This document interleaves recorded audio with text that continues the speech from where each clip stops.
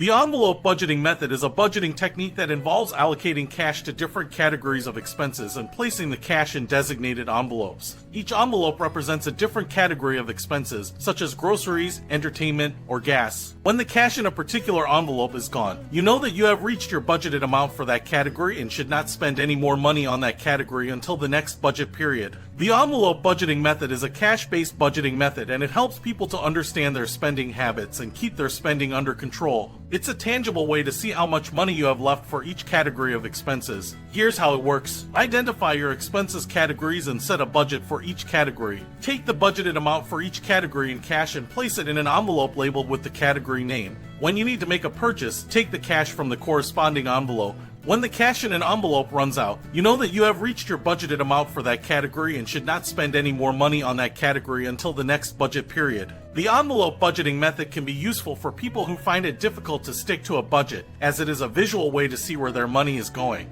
However, it can be a bit cumbersome to carry around cash in envelopes all the time, and it doesn't work well for online or card payments. It's important to find a system that works best for you and that you are comfortable with, and to adjust it as your needs change.